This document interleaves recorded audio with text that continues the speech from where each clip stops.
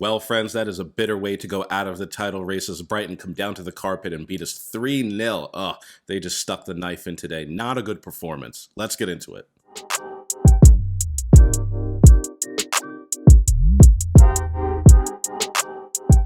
Good afternoon, my peoples, and welcome back to the counterattack. Hope you and yours are doing very, very well. Brighton come down to the carpet today. And oh boy, I did not have a good feeling. Look at the lineup this morning. All the usual suspects except for Kieran Tierney getting a start finally. As you all know, Zinchenko is probably out for the season, maybe or maybe not. He was in training pictures, I think yesterday and the day before, even though they said he was out for the season. Tierney starts anyway. And the rest of it is the usual suspects, and we really need a good performance to keep track with City, because if we lost here today, it's a wrap. As expected, though, the match starts out very, very exciting as Brighton. They love to play this sort of like bait and wait tactic to try to get you to press with your front three or front four, and then they play through you, and then they have all three of their forwards just up against your last line, playing man-to-man, and that's how they get their advantage when they attack. And that's sort of how the game started, and it was not looking good because Brighton looked very, very comfortable playing the way they wanted to play on our patch. But early on, Martinelli, he goes off with an obviously not great-looking ankle injury after a tackle by Caicedo. I have no idea what the referee is doing there, and I'll be honest with you, Martinelli had a bit of a jump into Mitoma about 2 or 3 minutes before that. That should have been a yellow card as well. Referee didn't do anything, but especially this one, his ankle sort of like, it doesn't invert, but it goes the other way, and it does not look good at all. I have no idea what the ref is doing. He should have gotten his cards out. The first 20 minutes of this match had been very, very physical, and the ref, another shocker.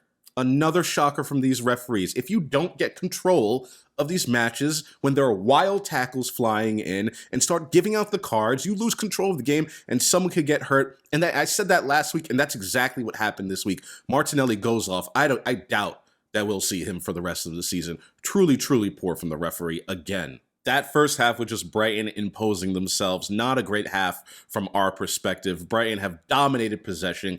Our passing looked very, very sloppy. And the few chances that we got, we whiffed at or missed. Trossard, he hit the crossbar, and Saka, oh boy, his sort of like poor attacking form continues into this game. And he had a good chance to put us ahead. Sort of at the end of the first half, completely missed the goal.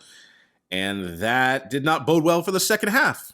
My fellow Gooners, if you were hoping or expecting Arsenal to come out with a different game plan, a different like perspective on the game, really like impose themselves against Brighton, unlike how the first half went, you were sorely, sorely mistaken. And on 51 minutes, here come the nightmares, my people. 1-0 to Brighton. A long ball, of course, is our undoing, because again, Brighton keep all of their forwards forward up against us, so our defenders have to be aware, and they finally got us here on 51 minutes. Estupiñán's cross after a long ball gets headed in by Enciso, I believe is his name. But of course, my people, here comes some nonsense from the referee.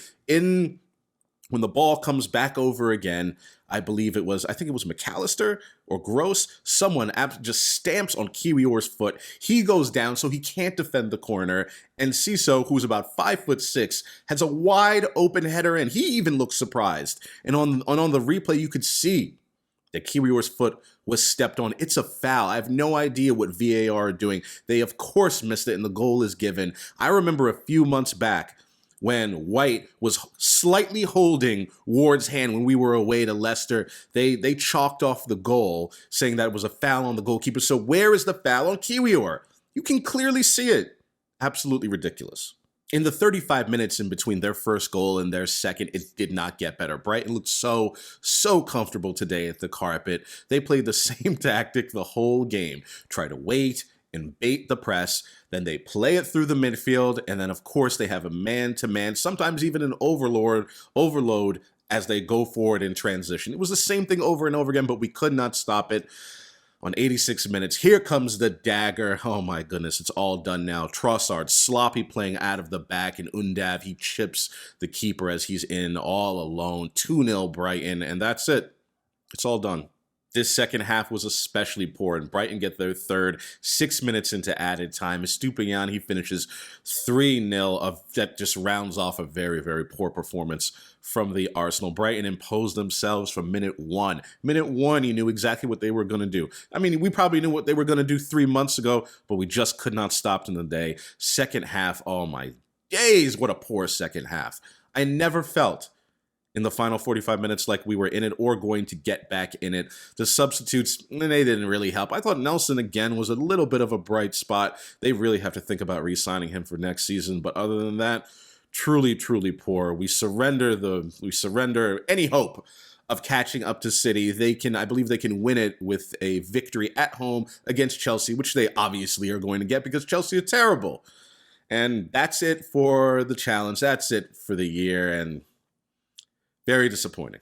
The title race may be over, but we're going to go to the end of the season, my people. Please slap that like button, subscribe, and I'll see you next time. Take care.